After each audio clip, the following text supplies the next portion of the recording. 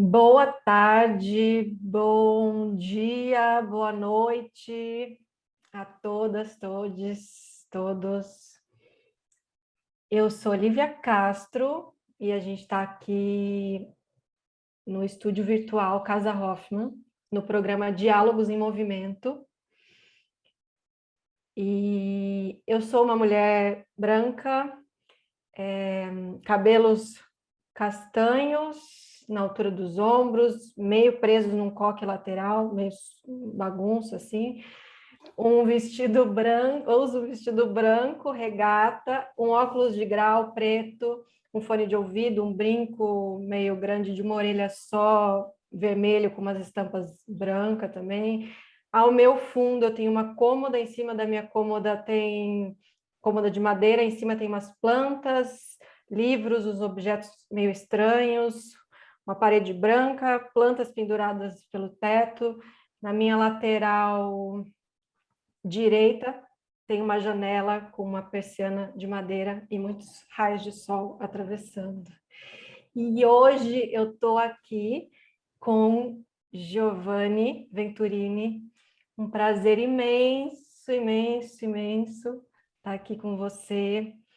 Eu vou ler sua mini bio e daí a gente começa a conversar. Giovanni Venturini é ator, palhaço, dramaturgo, roteirista e poeta. Seja nas telas ou nos palcos, sempre traz a discussão de ser um corpo divergente na arte. Seu mais recente trabalho é Corpo Celeste, que entrou em órbita recentemente. Gi, hoje que você pode começar se descrevendo brevemente, daí a gente já engata na conversa, no fluxo. Maravilha. Olá a todos, todas e todos. Bom, eu sou um homem loiro, dos olhos azuis, sobrancelhas grossas e expressivas, barba loira também. Estou usando um brinco de canela na orelha esquerda e uma argola na orelha direita, uma camisa de seda azul com umas estampas pequenininhas em vermelho. Ao meu fundo tem uma penteadeira azul com um quadro escrito 30 voltas, um incenso e ao fundo direita um abajur feito de uma garrafa. É um prazer imenso estar aqui nessa conversa. Obrigado pelo convite, Casa Hoffman, Lívia. E vamos que vamos, vai ser delícia. Vamos que vamos. Então, acho que a gente podia começar com um jogo de palavras, uma espécie de ping-pong. Eu Vamos falo lá. uma, daí você joga outra que vier, e eu jogo, enfim, assim a gente vai. Para dar uma aquecida assim na conversa. Vamos. Adoro jogos de improviso. Tá, vou começar então. Escuta. Atenção.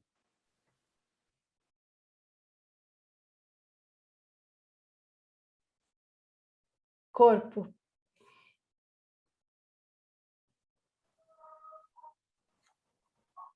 Entendimento. Desentendimento.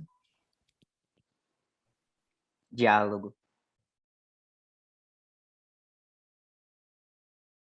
Perder-se. Sempre.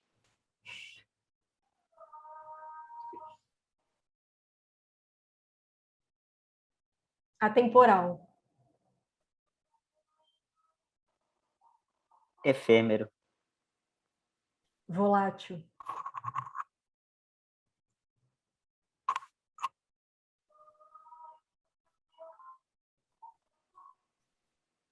Nossa, volátil é difícil, pera.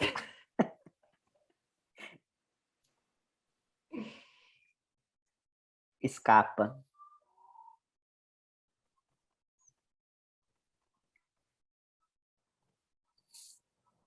Ar. Sem.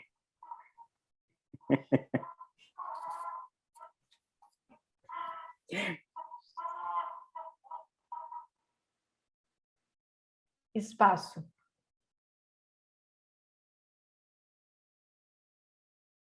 encontrar, colisão,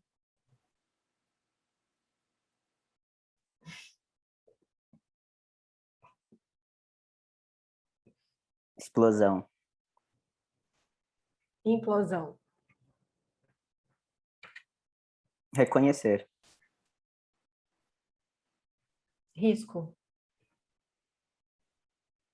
cometa, risca,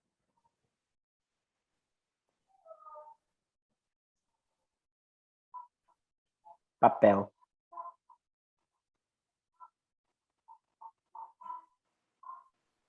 possibilidade, branco,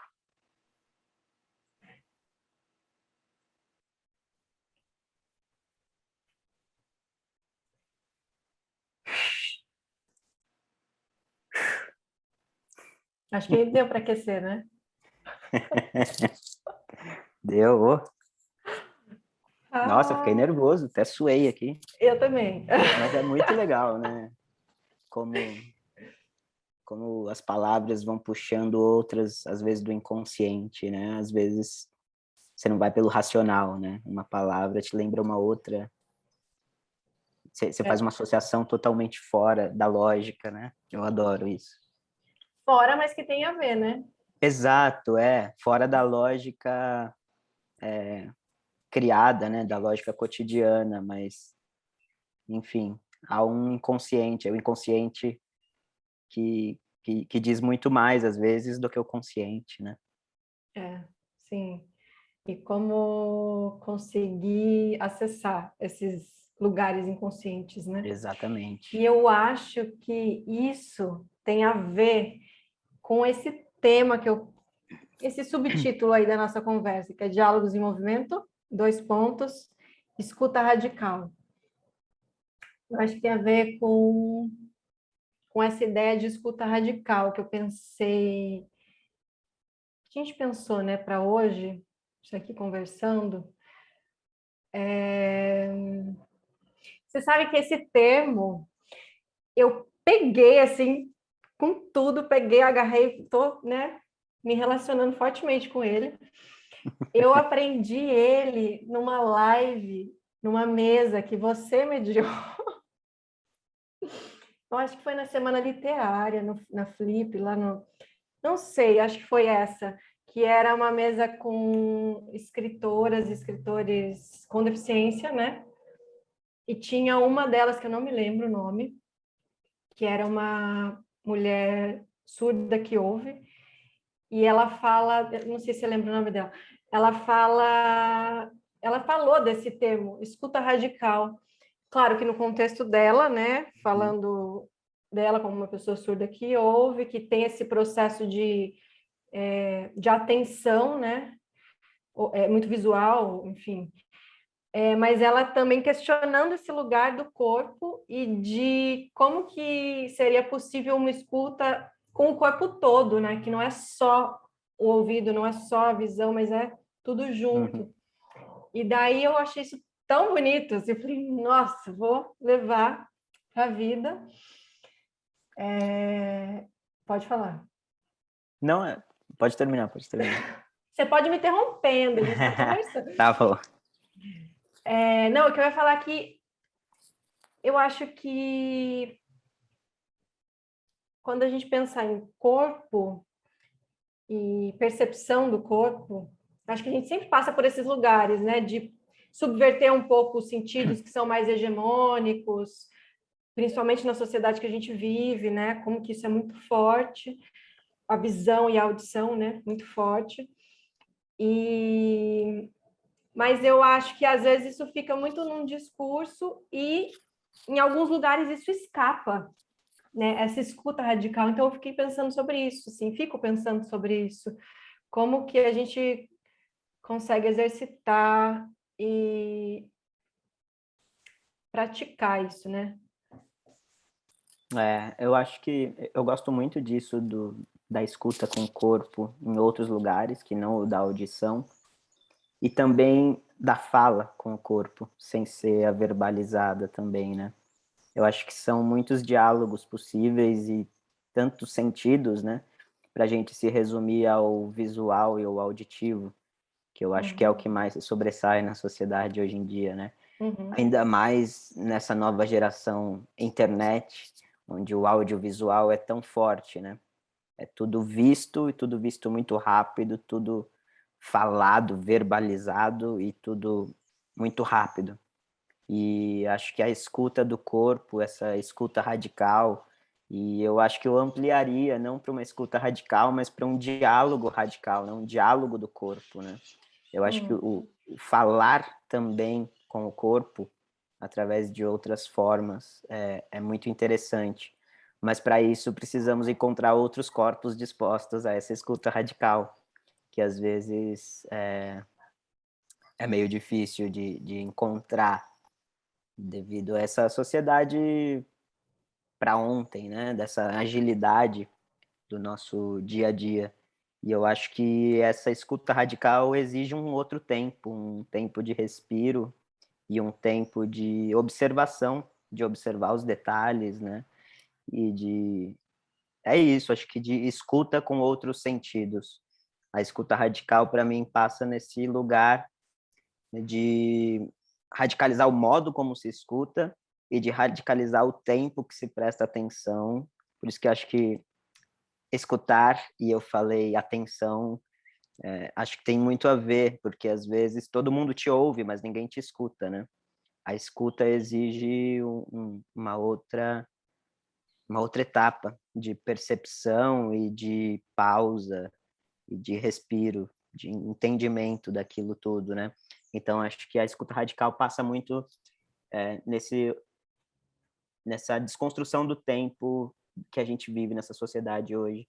E é muito louco porque a palavra radical, né, te leva para um lugar, parece que mais de agilidade ou de não sei, a palavra radical, pegando o jogo que a gente começou logo no início, a palavra radical me leva para esporte, para uma coisa de movimento, de agilidade, de risco.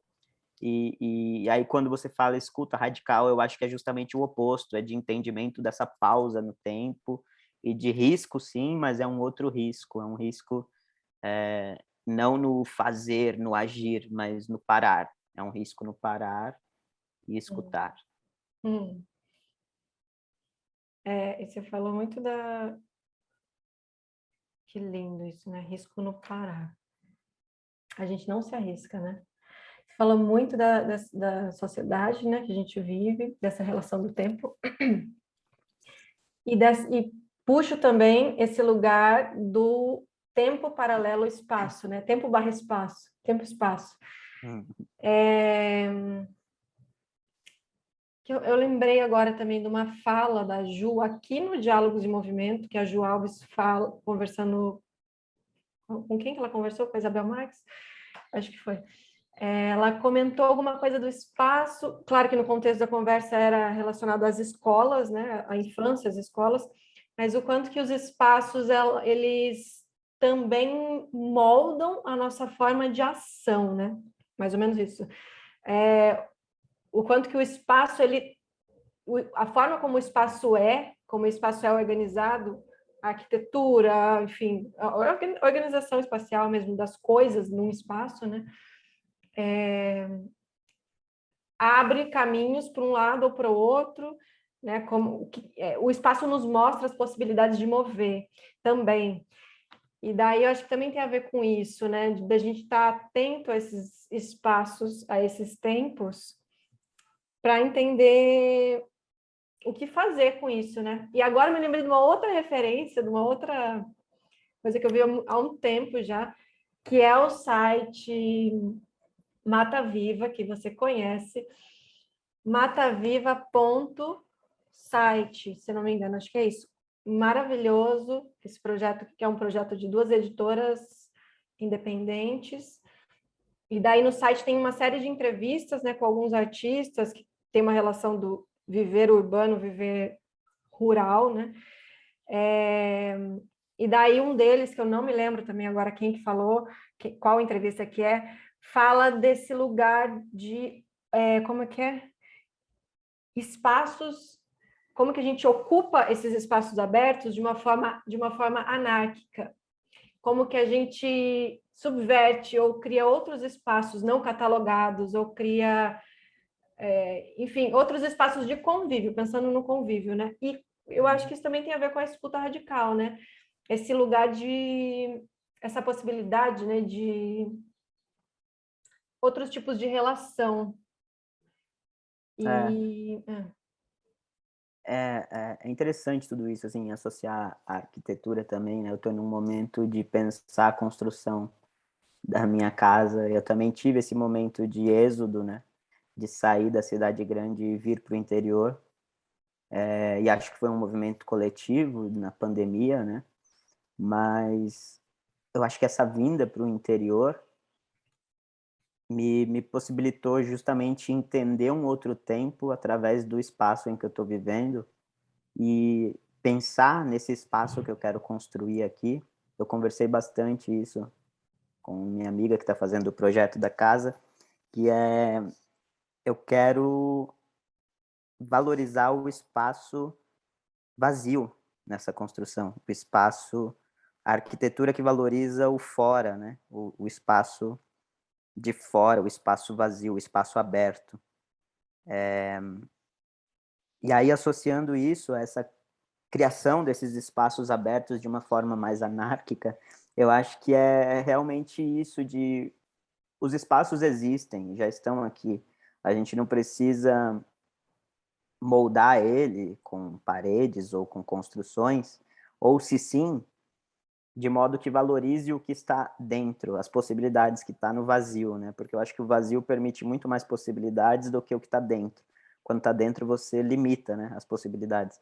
E eu acho que o anarquismo é justamente esse lugar de ocupar esse espaço fora e as mil possibilidades que podem surgir de encontro, de criação artística, de convívio.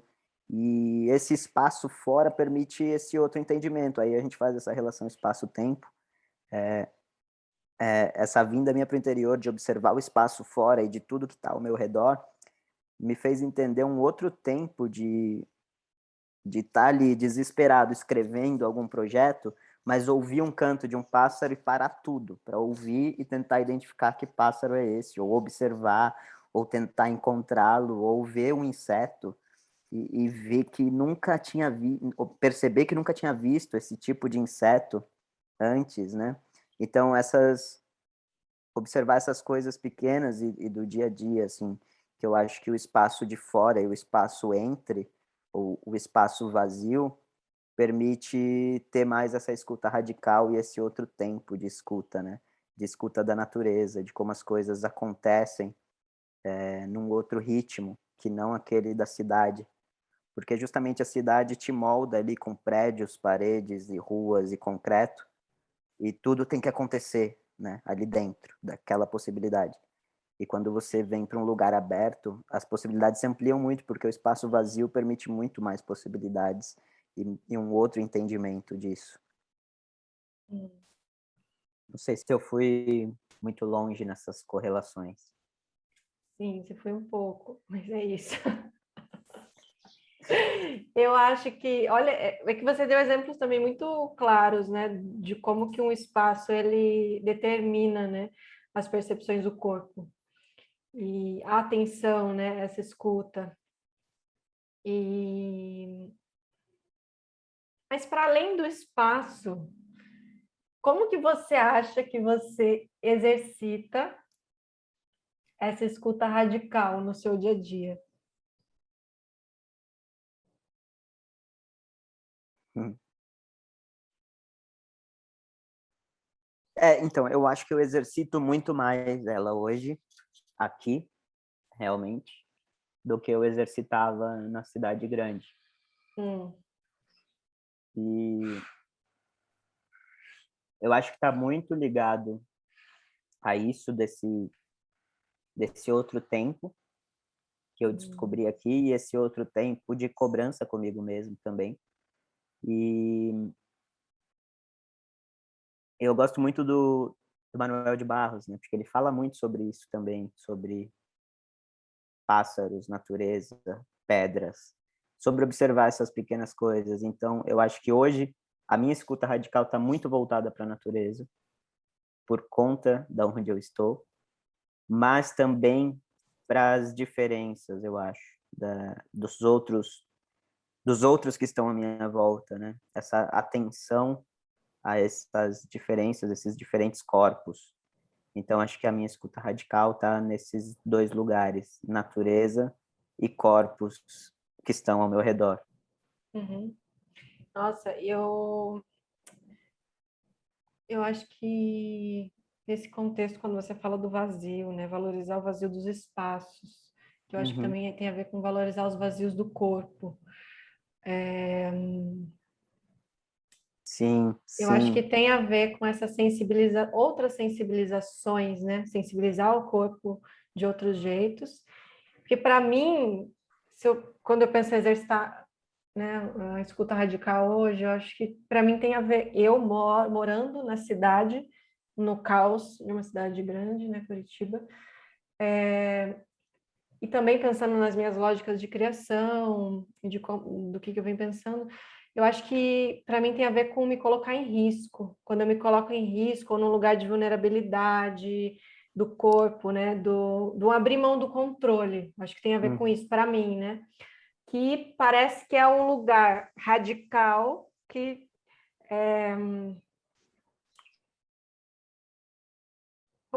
tem, para mim, parece que tem a ver que dialoga com esse contexto que eu tô, com esse espaço que eu tô, né? Com essa emergência de coisas, então, com esse tempo das coisas, né? Então, fiquei pensando nisso.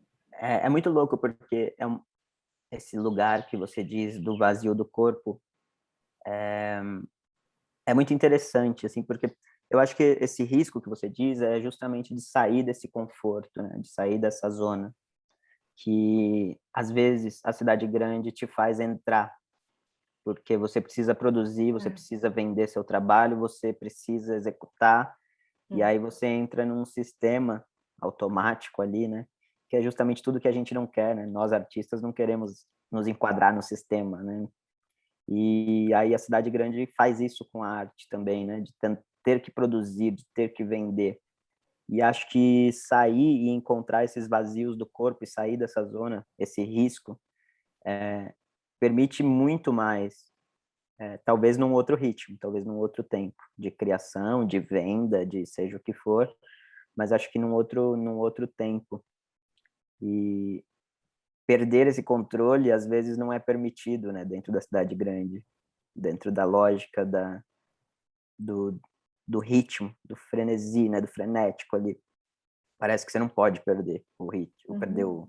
o controle, né? E acho que o risco é um dos principais pontos da arte, né? Se a gente perde esse risco, não faz mais muito sentido a gente só ficar reproduzindo ou executando. E eu estou num processo, numa etapa da minha carreira que eu justamente estou querendo risco. Estou querendo descobrir coisas que eu ainda não fazia, descobrir coisas que eu porque o que eu sei fazer já está mostrado, já está posto, as pessoas sabem o que eu sei fazer. Agora eu quero me desafiar para mim também, né? Criar outras coisas, entender outras facetas, né? Outros tipos de, de, de movimento mesmo, movimento artístico que está pulsando nesse vazio dentro do corpo, né? Uhum. É um vazio que pulsa, né? Porque não é um vazio de nada, é um vazio de Exatamente. escuta. Sim.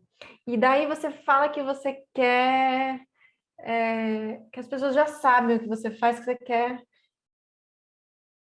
Me fala, então, o que que você faz? O que que você acha que as pessoas sabem que você faz? O que você quis dizer com isso? Deixa eu já engatar na próxima pergunta, só para dar uma engatada aí. Tá. Que daí você já me fala aqui, fala para gente de onde que vêm tuas vontades, tuas forças criativas. E daí já vou botar três coisas então junto. Meu Fala Deus. o que que você acha que as pessoas sabem e que você quer explorar outras coisas. essa relação de onde vêm as suas vontades, forças criativas, e ainda pensando na mudança de contexto que você colocou, né, de espaço, sair de São Paulo, capital, e foi para o interior num contexto completamente diferente. Se isso muda as suas lógicas ou não? O que muda? Eu acho Respira. que Ai. o que as pessoas sabem que eu faço, ou pelo menos para o que as pessoas me convidam a fazer, é sempre ligado ao falar da minha deficiência, né? A questão do nanismo parece que sempre vem antes, assim, do meu fazer artístico. Então, os convites ou as propostas que chegam tem muito a ver com esse lugar de falar sobre a deficiência ou falar sobre o nanismo, que eu acho que é interessante, eu acho que é um caminho que eu trilho bem, é um caminho que eu quero continuar assim, mas não só. Então, eu acho que as pessoas estão muito acostumadas a me ver nesse lugar, e aí não saem dessa lógica de só me chamar para esse lugar. E o que eu quero é justamente, talvez os meus anseios estejam ligados a sair desse lugar, a mostrar outras possibilidades, a mostrar outras coisas que eu quero dizer, que eu quero fazer. É claro que é muito importante tudo isso, falar sobre o humanismo, falar sobre a questão das pessoas com deficiência, da luta dos artistas com deficiência, mas não só, né?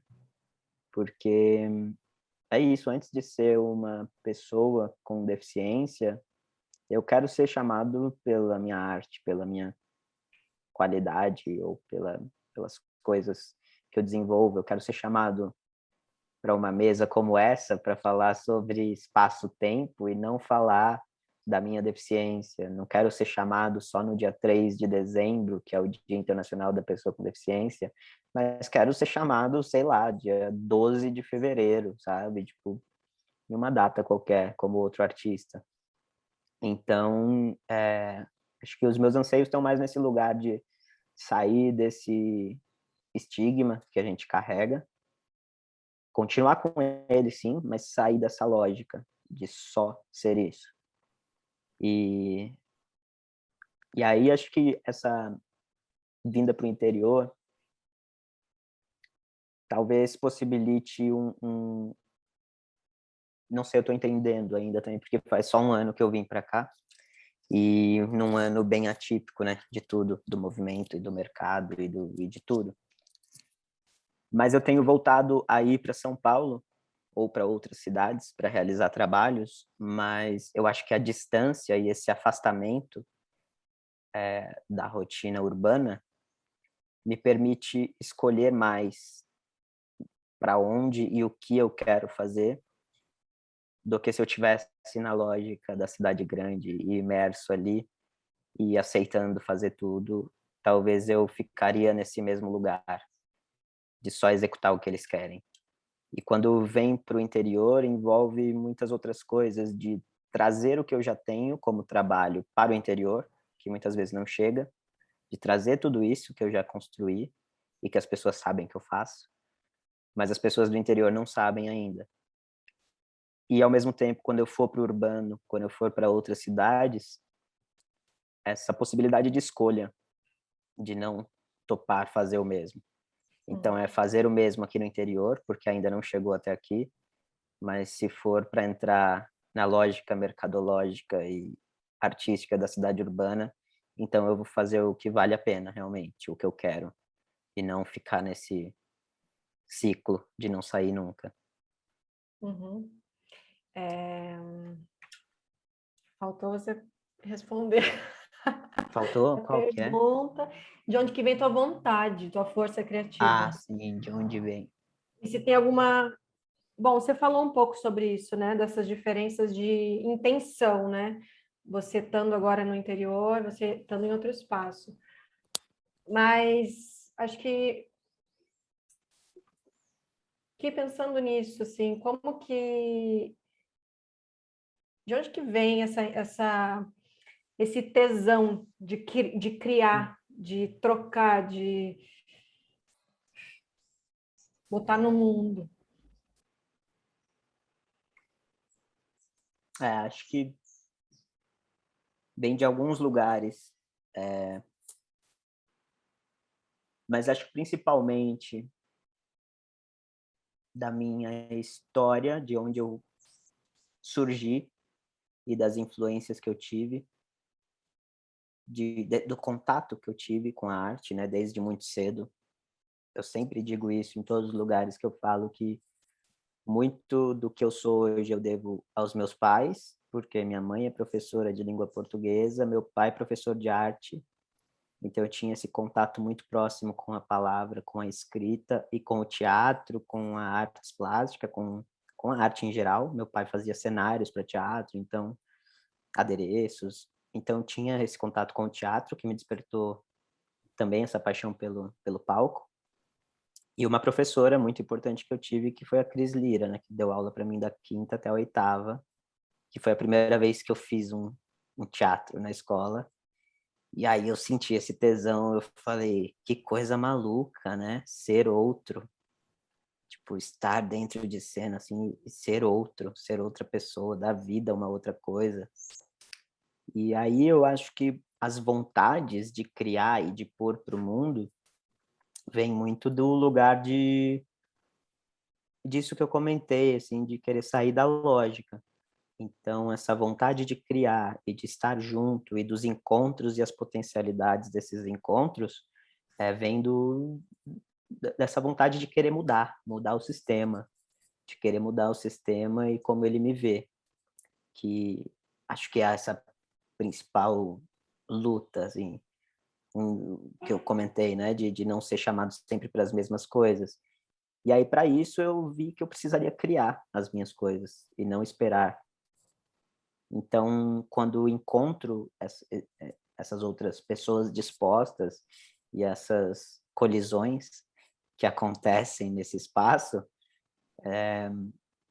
eu tento não perder, não deixar passar, porque eu sei que são potências para mudar. E a gente sente, né, quando tem essa colisão. É diferente de você simplesmente passar por um trabalho e de quando tem uma colisão que te gera algo. E recentemente as minhas vontades e os meus tesões em jogar para o mundo têm vindo desses lugares de encontros e potências. Eu acho que tem muito também, eu falei que viria de vários lugares, né, essa vontade, mas acho que o lance do artista é muito ligado ao ego, né? E em saber dosar esse ego, porque às vezes a gente coloca o ego como algo negativo somente, mas eu acho que é importante do artista esse ego, e acho que isso faz a gente ter motivação e desejo de ser visto, né? A gente não pode se perder nele, com certeza, mas acho que é de extrema importância para se ter coragem de mostrar, para se ter coragem de falar tudo que você quer falar, que às vezes só é possível, é a mesma coisa da escuta radical que a gente falou, acho que às vezes só é possível falar algumas coisas que estão engasgadas ou que estão presas através da arte, através daquilo que você faz, né?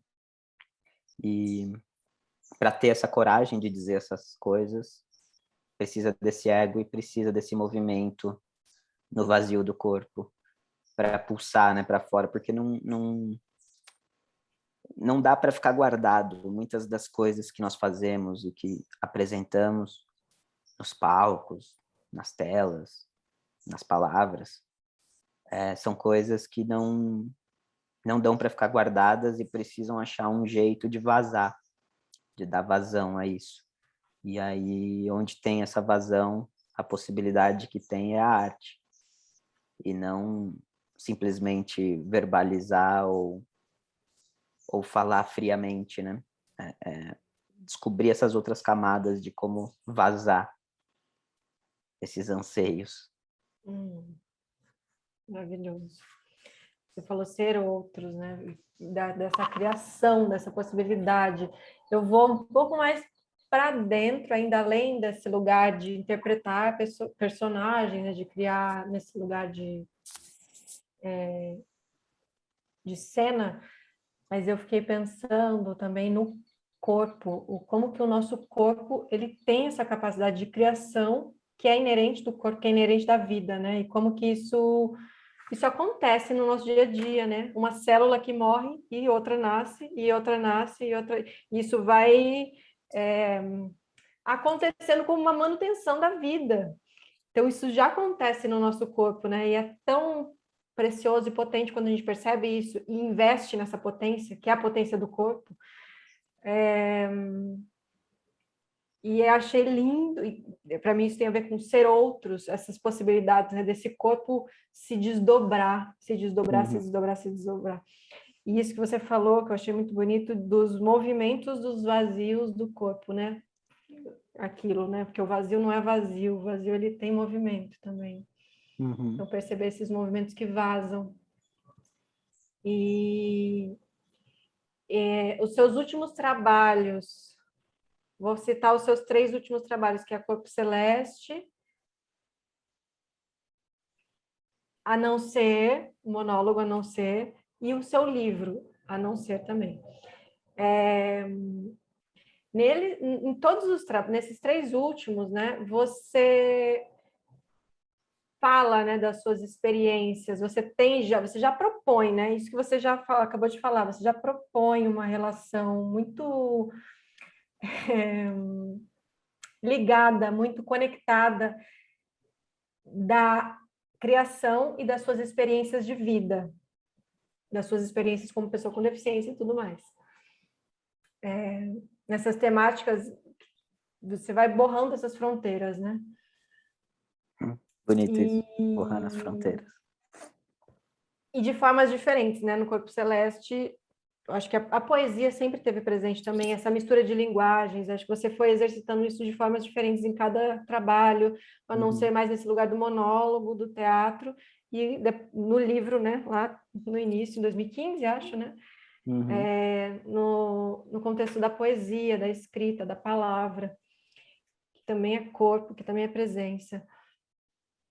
E daí eu fiquei pensando como que você acha, né, que o seu fazer artístico, como que você acha, não é essa a pergunta, como que você acha, o que que você acha que muda, que interfere no seu dia a dia, esse ser artista? Porque eu podia falar o contrário, o que que você acha que interfere o seu dia a dia nas suas obras? Daí isso a gente já entendeu. Já falou um pouco sobre isso, que você se alimenta desse seu dia a dia, mas o caminho inverso. Como que você acha que interfere no seu dia a dia esse exercício de ser artista? Hum. Como, onde, sei lá. É muito louco, porque eu acho que tem essas intersecções realmente, né? Eu não sei se eu consigo identificar o que não é mais ser um artista, sabe? No dia a dia, no cotidiano. Então, acho que o tempo inteiro isso está interferindo na minha existência, assim. No modo como eu escuto o mundo, nessa escuta radical, acho que no modo como eu observo, nesses pontos de vista, né? E tudo que tudo é material para artista, né? Esse é o grande lance nosso, assim, é que a gente não tem a nossa rotina de trabalho 8 horas por dia, de segunda a sexta. Eu acho que o tempo inteiro a gente está trabalhando e vivendo ao mesmo tempo, né? Porque a gente não leva isso como um trabalho, né? A origem da palavra trabalho é um instrumento de tortura, e para nós não é tortura trabalhar, é prazer. Trabalhar com arte é muito prazeroso, né? E é tão bom quando a gente encontra o que nos dá prazer, né, no trabalho. E, e acho que é isso, no cotidiano, a minha arte e a minha experiência como artista está o tempo inteiro, no modo como eu converso com alguém, no modo como eu observo um passarinho, no modo como eu escuto o vento batendo nas folhas, no modo como eu cozinho, no modo, acho que o tempo inteiro, Uhum. perpassa, tá interseccionado, não consigo dissociar essas duas partes da vida, assim, trabalho artístico e viver, né? Acho Até que porque não tá... tem, né? Não tem dissociação, né? A gente é um É, corpo, a gente é esse corpo que está atravessado por todas essas relações. Tem como a gente falar, olha, agora eu sou uma coisa, agora eu uhum. sou outra. O que eu acho que talvez, assim, o que possa... não sei se eu, nem se eu consigo afirmar isso, porque é isso, cada corpo é um corpo, e cada experiência de vida é uma experiência, e eu não sei. Mas eu acho que essa sensibilidade, essa percepção através de outros lugares, no cotidiano, no dia a dia, talvez alimente, elas se retroalimentam, que eu acho que é diferente, por exemplo, de um... Eu não sei se eu consigo afirmar isso também, porque eu nunca fui um engenheiro, mas de um Sim. engenheiro indo num restaurante almoçar com a família dele, e de um artista indo almoçar com a família dele num restaurante. Eu acho que as percepções e os corpos, o modo como cada corpo lida com o dia a dia e com o cotidiano, talvez seja diferente. Não sei te afirmar. Mas é claro, assim, eu entendo o que você está falando, não dá para a gente afirmar, porque, né, cada um tem a sua vivência, mas em questão de profissão, em questão de profissão, somos profissionais que trabalham com arte, as práticas, né, que a gente desenvolve no nosso dia a dia tem a ver com isso, tem a ver com escuta, tem a ver com percepção do corpo, tem a ver com sensibilização do corpo, tem a ver com criar aberturas, criar pontes, enfim, problematizar mil e uma coisas, criar Problematizar. hipóteses, descriar hipóteses, virar tudo do avesso, todo esse movimento que, sim, ele cria uma Eu, sensibilização específica. eu acho que você Específica que eu definiu bem. digo, Eu acho que específica que eu digo para cada contexto. Vai. você falou de borrar as margens. Eu acho que o artista permite borrar as margens.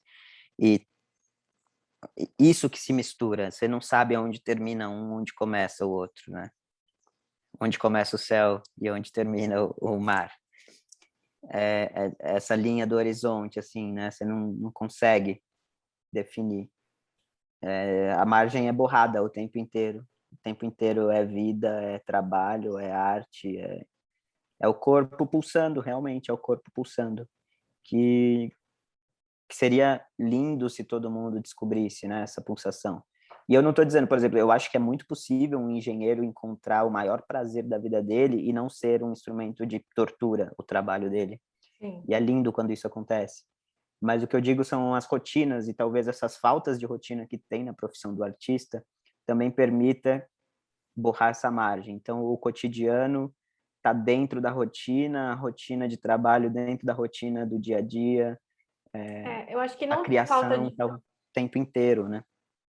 acho que não falta de rotina, né? Mas rotinas específicas, determinados, sei lá, cada projeto é uma rotina, cada, enfim, Isso, rotinas algo limitadas, né? mais, Mas, mais móvel, talvez mais uhum, fluido, não sei. Mais possível, né? Eu acho que a gente lida com as possibilidades do que é agora, o que é possível agora, esse corpo, que rotina é possível agora, né? Como que a gente se uhum, organiza? Porque a organização também é uma demanda do corpo, né? A gente está na uhum, instabilidade, a gente está na instabilidade, a gente está na, né, é uma montanha russa. A gente cria uma meta estabilidade, né? Para também continuar vivo. Para o corpo continuar vivo, ele tem que estar nesse jogo. Isso também tem a ver com rotina.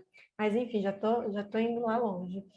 Eu queria te perguntar, como que você acha que as suas lógicas de criação, seus modos de criar, né, propõem uma deshierarquização de padrões?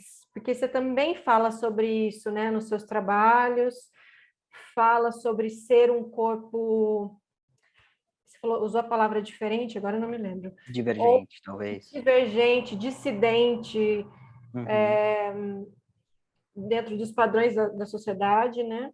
uhum. Bípede, segundo o Edu O. Como que você vê isso? Como que você acha que os seus modos de criação, suas lógicas de criação, propõem uma deshierarquização de padrões? Uhum. Eu acho que a- logo de cara esse lance de criar já é uma Hum, ver um corpo não bípede dissidente criando já é muito raro, cada vez menos, e que bom. Estamos conquistando nossos espaços cada vez mais. Mas é muito, isso já começa aí. Um corpo que cria, sendo um corpo divergente, já é um choque, já é uma deshierarquização da arte. Porque a arte é feita, historicamente, pelo bípede, cis, branco, hétero, nananã, que a gente já está cansado de saber. E aí vão surgindo esses movimentos e essa recuperada de espaços, que por direito também é nossa. Então, acho que ser um corpo divergente criador já é um passo de deshierarquizar. E acho que o modo como eu crio os meus trabalhos, como eu escrevo eles, como eu uso do meu corpo em cena e do meu corpo palavra no papel, também é um modo de questionar e de rebater, né, essa hierarquização que há. Então, o questionamento é muito presente na minha obra, mas um questionamento também sem ser o do lugar agressivo de apontar o dedo, né? É um questionamento reflexivo, talvez, que ponha a pessoa para se, se, se julgar. Não sou eu que estou julgando, mas é a pessoa que está ouvindo, e aí ela faz o que ela quiser com aquilo. Ou ela pode simplesmente descartar, ou ela pode se questionar e tentar mudar. O bípede, o hétero, o cis, enfim, tudo isso. O padrão, né? O padrão que foi se criado na arte e na sociedade.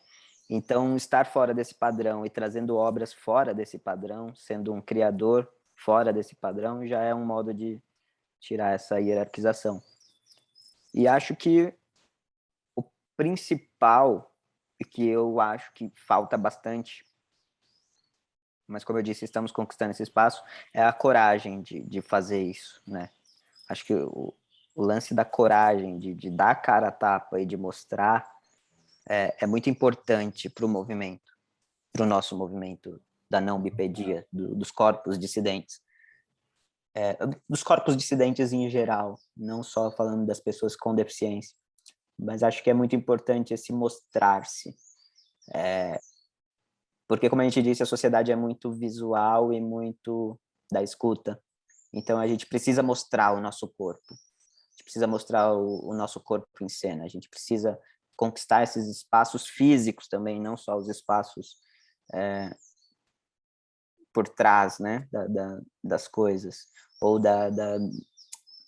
do secundário, né, mas sim o do protagonismo, né, de conseguir gerar essa identificação e essa representatividade entre nós mesmos para que nos fortalecemos. Porque quando você vê alguém igual a você, que não é o padrão criado do hétero branco cis normativo, quando você vê alguém assim sendo representado ou conquistando o seu espaço ou conquistando esse lugar na arte, gera mais força para quem está vindo, né? Que era o que faltava e o que faltou para mim e para tantos outros artistas. Então, ter que conquistar esses espaços na raça é mais sofrido. E o que a gente está fazendo é conquistar esses espaços para outra geração que vem, para facilitar um pouco, para ter esse reconhecimento e esse lugar de talvez um pouco mais horizontal e menos hierárquico, que é um tanto utópico, a gente sabe, mas talvez minimizar isso o máximo que der. Esse lugar da escuta radical, né? Exatamente. E o que você Tudo tá perpassa a escuta radical. tudo preparado, tudo bem planejadamente. Mentira, gente. O que você está falando me lembrou muito uma fala da Gladys. Ontem eu estava assistindo uma conversa que está rolando da Mostra do Um, e a Gladys das Santas, ela fala uma coisa que eu anotei, que eu vou ler, que estava falando no contexto da pesquisa dela, mas que cabe completamente aqui. Quando a gente se assume, isso começa a ter uma coerência de interrupção dos formatos. você interrompe uma normalidade. E eu achei tão forte isso, porque não é o se assumir como bancar o que você é, né? Bancar o que você tem hoje. O que você faz com isso? Quais são as suas escolhas enquanto ser humano, artista, sei lá, quais os... O que você faz com isso? E quando você assume isso para você, que você é isso hoje, daí você começa a abrir esses espaços que você falou, esses caminhos, né? Essas pontes, essas projeções. Isso começa a reverberar, porque hoje na nossa sociedade a gente não tem essa prática de se assumir como se é, né? A gente vai indo, a gente vai se colocando nas caixinhas, a gente vai Uhum. se botando no fluxo, colocam a gente num fluxo, né? E a gente E aceita e vai. aceita, né? Aceita, ou enfim, não sei as possibilidades de escolhas que as pessoas têm, cada um, né, no seu contexto, mas é forte isso, né? Quando você finca o pé e fala Uhum. e assume esse lugar de si, a partir daí você vai construindo, né? As quebras de padrões e quebras de normalidades, normatividades, que acho que Uhum. tem tudo a ver com o que você falou. É interessante isso que você fala, de às vezes a gente acabar seguindo um fluxo e se encaixar, se enquadrar nesses lugares que nos definem, né? E de não tomar, talvez, as rédeas de se assumir, né? Essa potência que tem em se assumir, seja no que for. E... Mas também acho que é muito importante usar desse fluxo e dessas caixas e se assumir para quebrar esse lugar, sabe? Usar do sistema, assim como ele usa da gente, mas usar do sistema para poder quebrá-lo. Eu É, sempre falo muito isso de entrar. É importante entrar no sistema. E aí você questiona de dentro, sabe?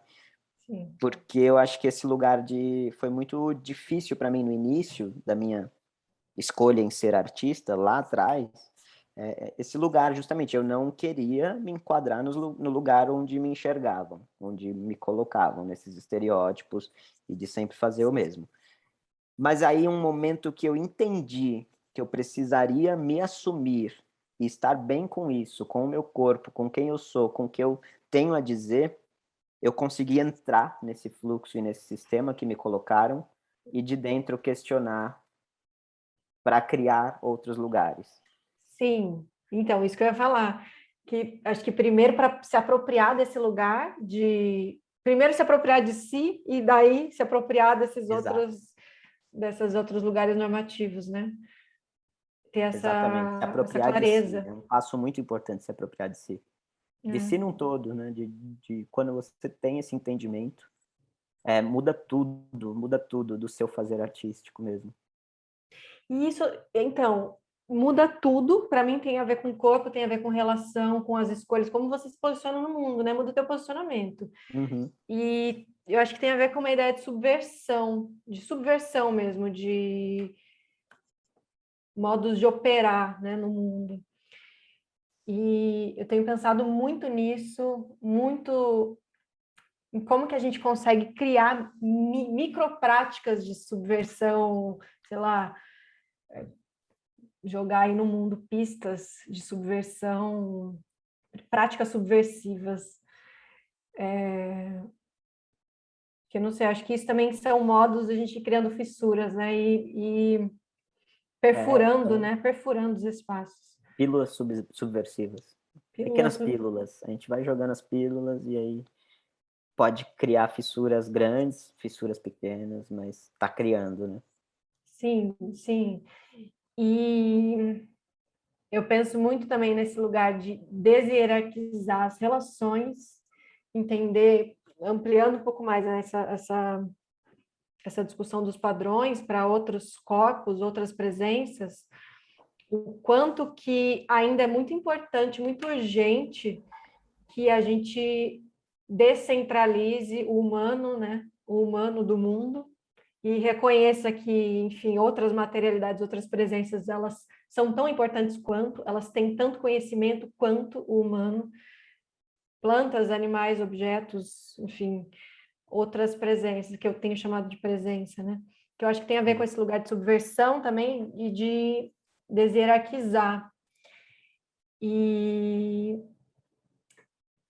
ainda nesse fluxo de entender a subversão, acho que tem a ver com aquele gancho lá do início do tempo, quando a gente falou do tempo, invadir esse espaço que a gente vive no outro tempo. Tipo, bom, eu e você, a gente tem uma prática, desde quando a gente se conheceu, de escrever cartas, né? Para mim, acho que para você também, mas para mim isso sempre foi presente na minha vida, né? Isso desde a minha adolescência, assim, sempre escrevi cartas, enfim, vários contextos diferentes.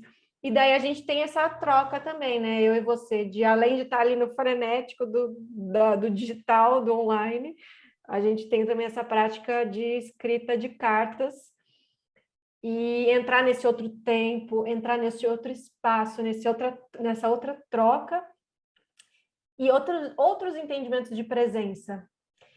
E como se a gente pudesse questionar e investir, né, em relações vivas. Fiquei pensando também nesse termo, relações vivas.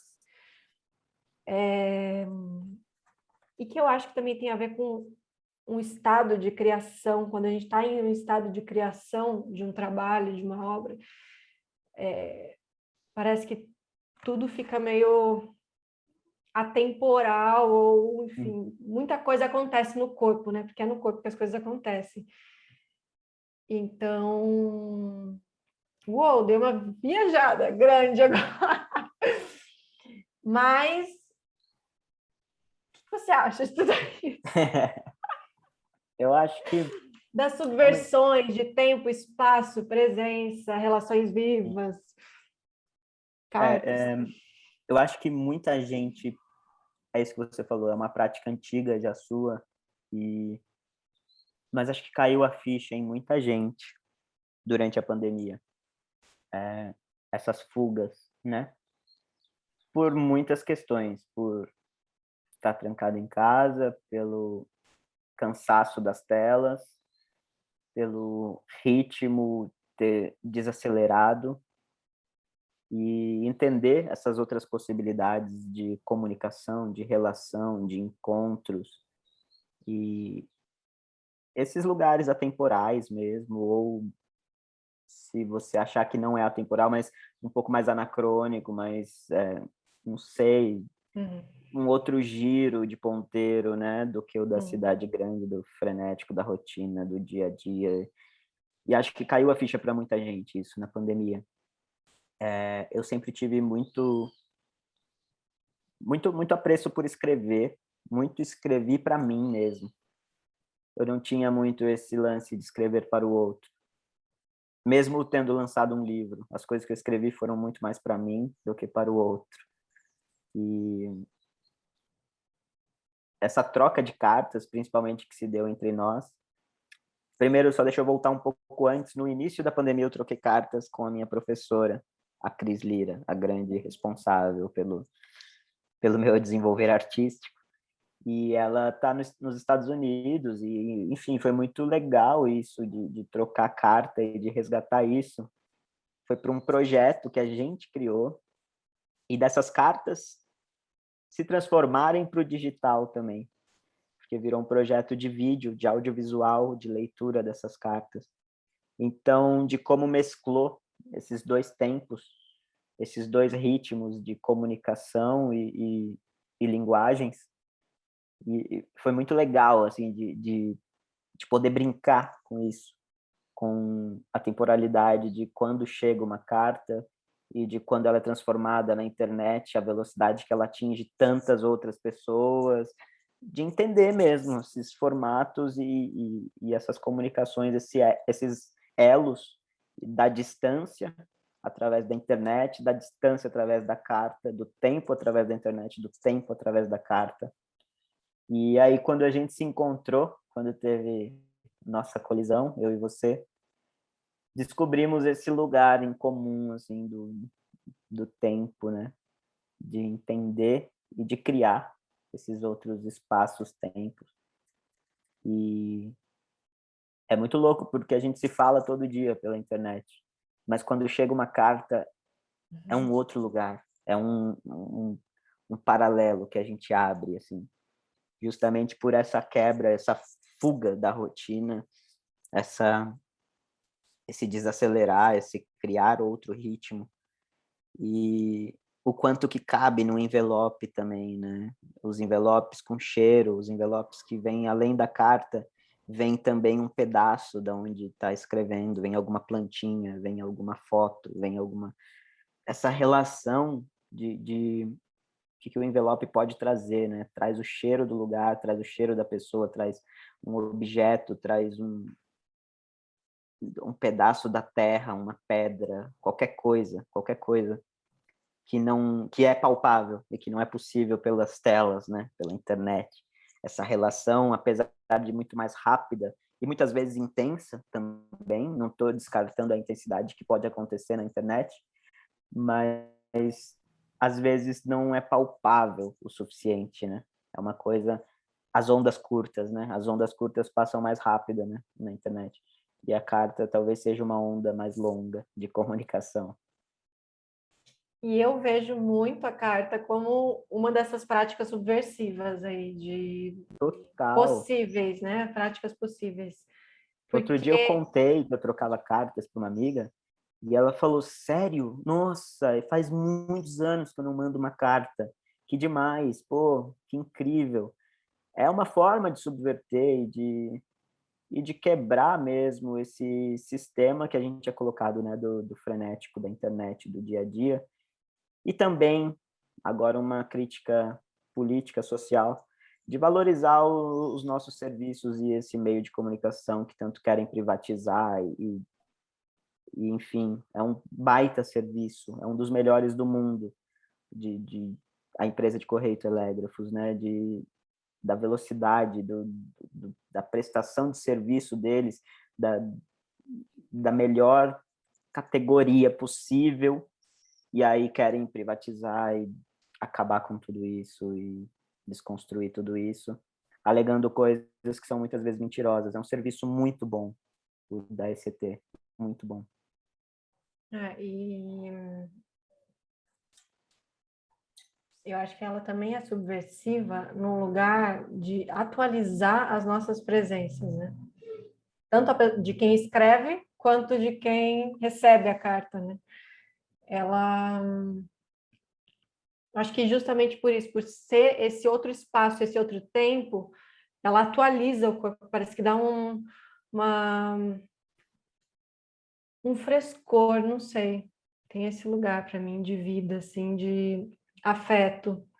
Sim, sim, parece que você consegue sentir mais a presença do outro. E de si mesmo. E de si mesmo, sim, de se identificar.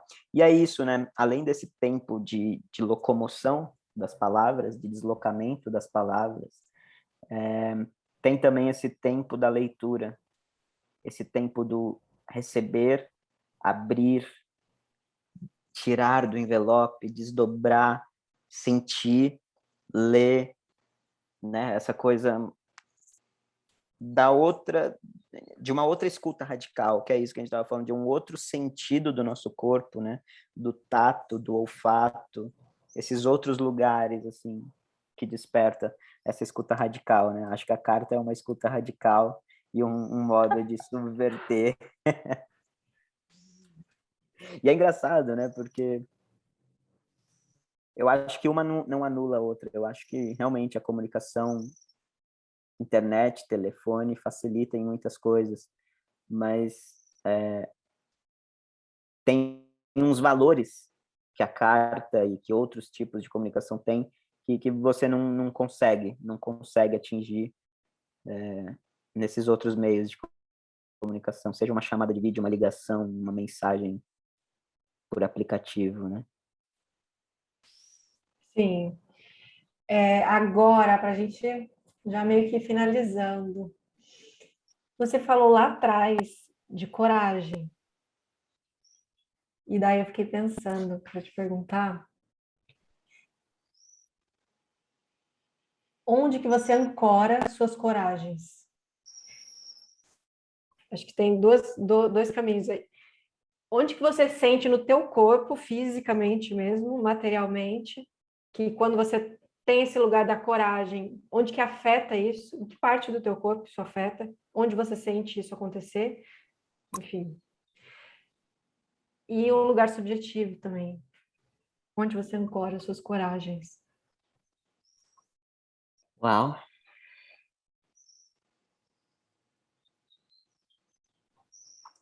Eu acho que vou começar pelo físico. E por uma historinha, talvez, um pouco mais. Eu, durante muito tempo, não conseguia trocar muitos olhares, olho no olho mesmo, aprofundar o olhar. Conversar com alguém olhando diretamente no olho, sem desviar, sem ficar ancorado naquele diálogo e naquela pessoa, ou no que está acontecendo naquela situação. Não sei ao que se deve, talvez algumas questões físicas também, lance de altura ou de insegurança com o meu corpo, de insegurança nessas trocas de olhares. Mas eu acho que hoje eu ancoro a minha coragem no olhar. Hoje eu consigo firmar o olhar no olho, e eu acho que o meu olhar ancora todo esse lugar, assim, essa coragem que tem. Acho que o olho é a minha âncora. E eu percebi que eu consigo dizer muito também só com o olho, escutar muito e trazer essa atenção e essa escuta radical para o meu olho, para o observar, para os detalhes, para não se perder. O olhar às vezes me levava para outros lugares, eu ficava à deriva, realmente, navegando à deriva. E hoje eu consigo ancorar o olhar. Seja em momentos bons ou ruins. Acho que ancorar o olhar tem me ajudado muito. E eu acho que uma parte mais subjetiva, mas talvez nem tanto, as minhas âncoras, e não é só uma, acho que estão nas relações que eu crio, nos meus entornos. As pessoas que eu escolhi estarem ao meu lado, as pessoas que até me emocionam, as pessoas que caminham comigo assim no dia a dia, as relações mais íntimas de amizade, de família, de amor, de tudo, assim, acho que as relações são a minha âncora de coragem.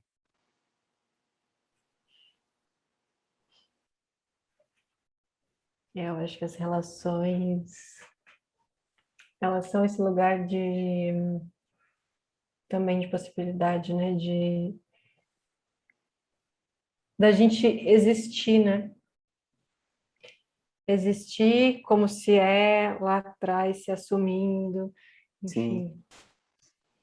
sim, e acho que E eu falei que talvez não fossem tão subjetivas assim, essa, as relações, porque eu acho que ela tem a ver com a âncora do olhar também. São pessoas que conseguiram ancorar o olhar em mim e que eu consegui ancorar o olhar. Então, essas relações e as pessoas que me olham nos olhos e que estão ancoradas comigo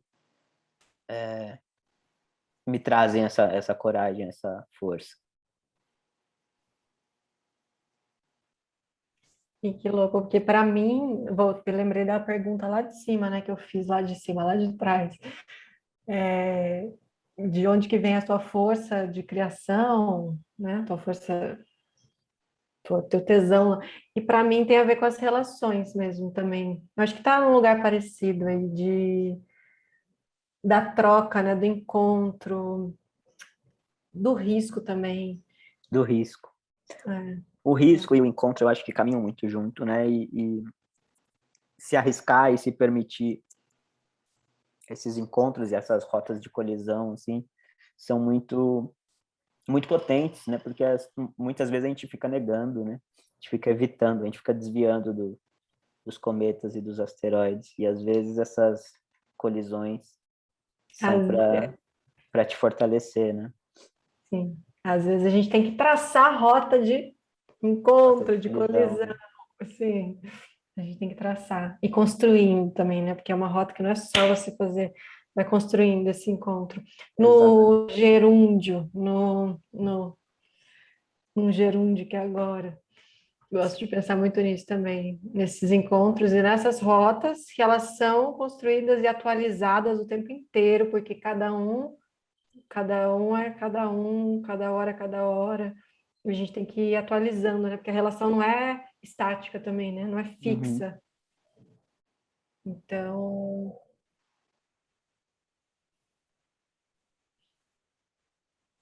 agora eu acho que a gente já podia ir encaminhando, então, para a gente se despedir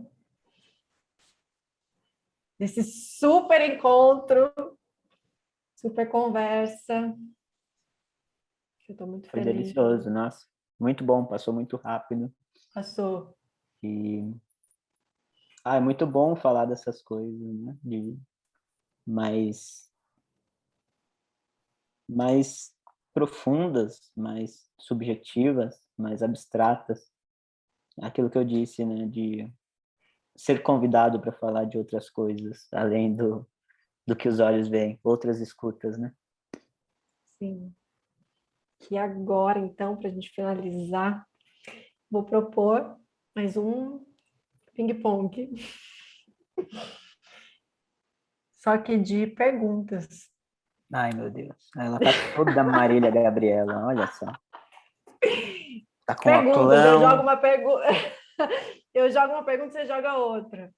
E assim a Eu jogo gente uma segue. pergunta Eu também? jogo uma pergunta, você joga outra pergunta. Eu jogo uma Tá bom. pergunta, você joga outra Mas pergunta. só uma dúvida, eu respondo essa sua pergunta ou a minha resposta já é a próxima pergunta? Não, você não responde, você Não responde com respondo. outra pergunta. Tá. Então, vamos lá. Ai, que difícil. É. Sim. Não vale, você preparou as perguntas antes? Não preparei, eu tô pensando Ah, agora. não.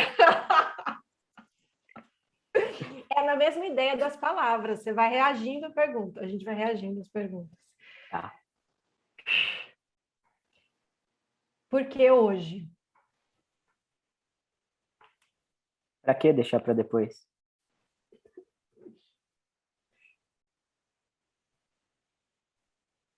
O que o corpo é hoje?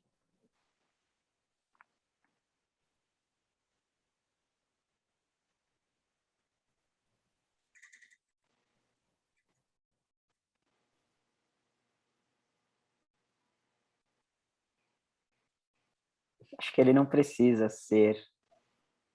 Ele, ele está aqui agora?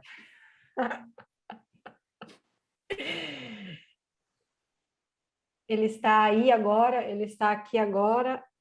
Ou ele cria um outro agora? Hum.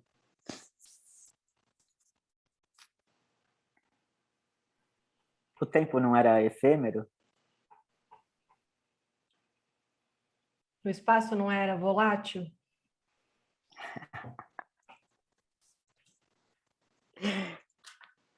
Isso é uma poesia?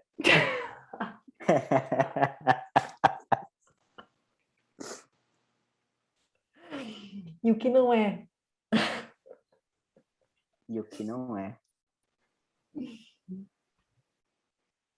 Acho que a gente pode encerrar com isso, né? E o que não é? A não ser que você Ai, queira que fazer ótimo, mais última pergunta. que ótimo, que ótimo. Adorei. E a gente encerra com pergunta mesmo, porque essa é a vida, né? A gente não tem resposta de nada, a gente só tá aí Exato. jogando e jogando, jogando e vendo no que dá. Que bom também é esse não saber.